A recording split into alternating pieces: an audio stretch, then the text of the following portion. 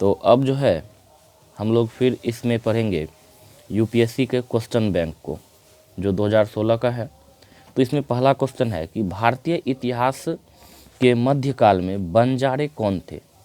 बंजारा कौन है भारतीय इतिहास में मध्यकाल में जो बंजारे हुआ, वो बंजारे आखिर थे कौन। तो हम लोग बंजारे के बारे में जानेंगे। याद रखेंगे बंजारे क्या है, तो ये एक व्यापारी वर्ग है। भारतीय इतिहास में मध्यकाल में बंजारे सामान्यतः व्यापारी वर्ग से संबंधित रहे हैं। इस काल में कई बंजारों ने अपना अपना अलग समाज स्थापित किया। इसमें गौड़ा बंजारा समाज 16वीं एवं 17वीं शताब्दी में बहुत अधिक प्रसिद्ध रहा।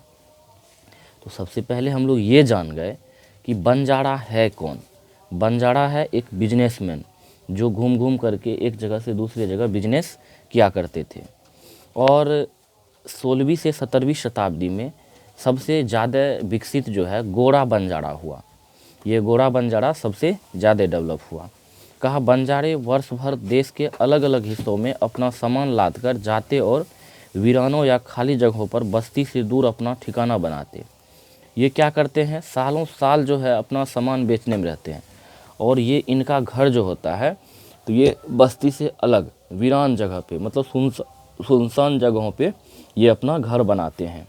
इसके भौगोलिक एवं ऐतिहासिक जानकारी भी होती थी। इनमें परिवहन का साधन बैलगाड़ी होता था। अब बंजारे हैं क्योंकि वर्ष भर ये क्या कर रहे हैं, घुमंतू भोटिया का काम कर रहे हैं, घूम घूम करके काम कर रहे हैं। तो इसका मतलब है कि बंजारे को किस चीज़ का ज्ञान होगा, तो बंजारे को जो है मौसम का जानकारी होगा, भौगोलिक स्थिति की जानकारी इन्हें ज़्यादा था। मौसम का जानकारी, फिर किस दिशा में जाएंगे तो क्या आएगा, हर चीज़ का इनको जानकारियाँ थी। अब जो है अगला क्वेश्चन है कि विजयनगर शासक कृष्णदेव राय की कराधान व्यवस्था से संबंधित निम्नलिखित कथनों पर विचार कीजिए। यानी कराधान व्यवस्था का मतलब होता है टैक्स लेने की जो कृष्णदेव राय का प्रणाली है, उस टैक्स प्रणाली पे हमें चर्चाएं करनी है कि टैक्स किस प्रकार से ये वसूलते थे। तो अब देखिए, जैसे हमें विजयनगर साम्राज्य के टैक्स व्यवस्था के बारे में बताना है, तो चलिए ध्यान से देखें, सुनेंगे,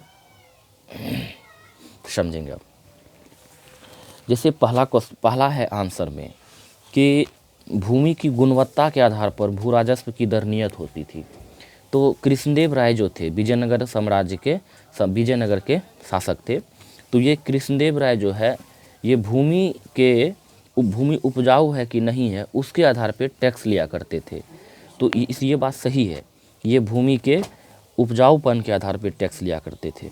दूसरा है कि कारखानों के निजी स्वामी एक औद्योगिक टैक्स देते थे।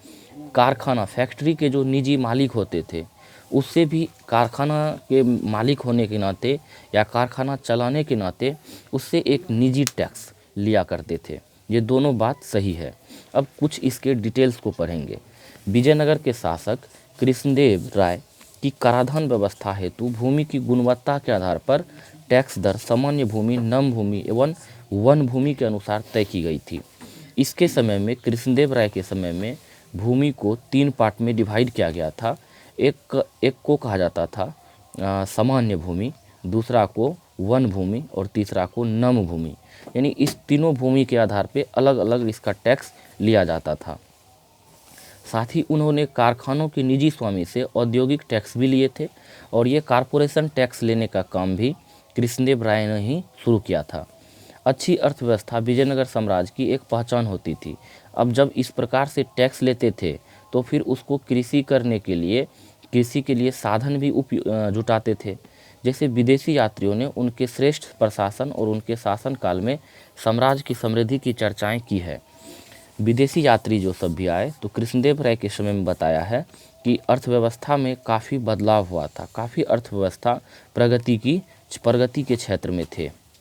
तो अब जो है